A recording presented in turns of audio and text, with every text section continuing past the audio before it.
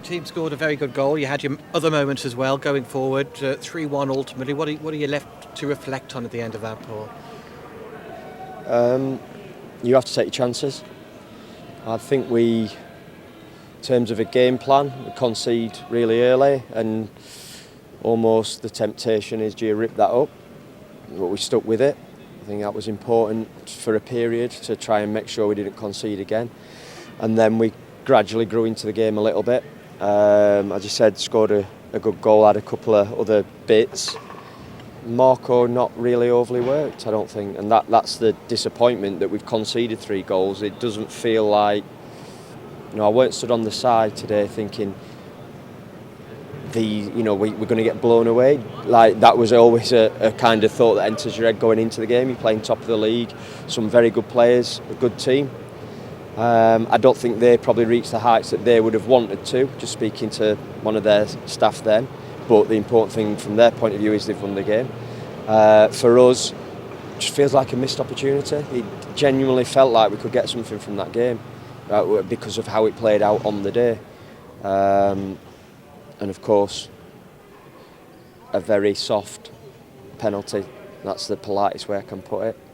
To see us go in at half-time, trailing when I think we just got to a point where the crowd were just starting to have murmurs of discontent because, let's be right, and it's how it did end up.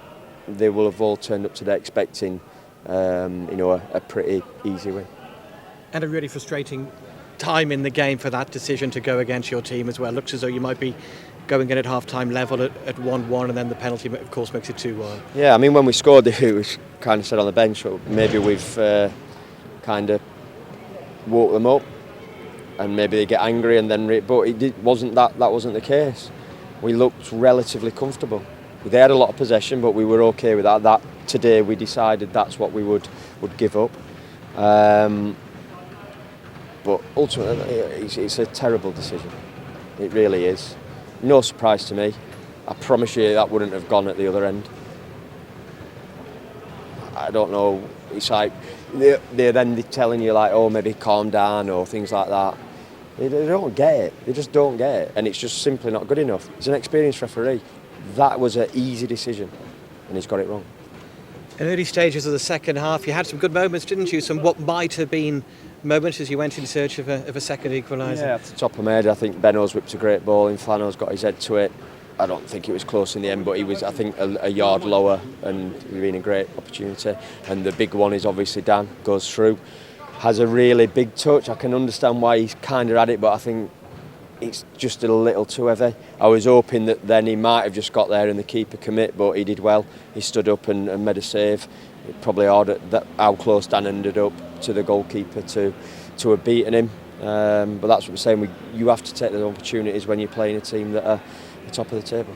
You've got in the game, aren't you, until that third goal goes in there, which of course gave them some breathing space. Yeah, and in the end, I think they did what they needed to do, didn't they? But as I said, you come here and there's one part of you that's hopeful and the challenge, and then the other, if they get a real head of steam up, and again, conceding so early in the game, you think, oh, this could be one of those afternoons. Thankfully, the players did respond. Thought we did okay today. I let my thoughts be known after Monday. Today, I thought we did okay, but okay isn't good enough. Again, especially when you're playing the team that are going to be promoted into the Championship.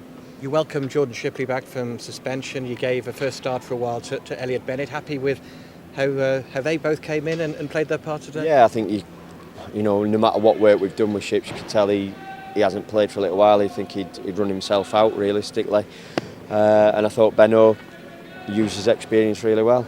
In the first half, we one of the frustrations I have is we don't look after the ball anywhere good enough. Certainly, as we started, we talked about it. We know it's a big stadium, a good crowd. But we've got experienced lads. If I bring in a youth team here, or playing a load of 18-year-olds, you can maybe get it. Some experienced players initially just giving the ball away far too cheaply, and it took us a while to get into it, but then we looked all right. But we have got to look after that ball far better, especially when you come against the quality of attacking players that Portsmouth have.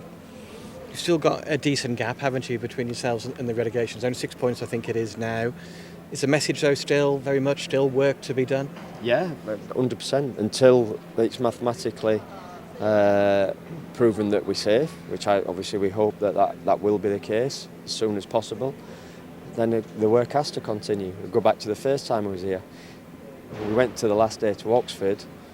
We still need, we were near enough done, admittedly, but when you concede goals and you wonder what can happen football's very crazy sometimes. So we've got to make sure that the good thing is most of the results have gone our way again, but it's still in our hands.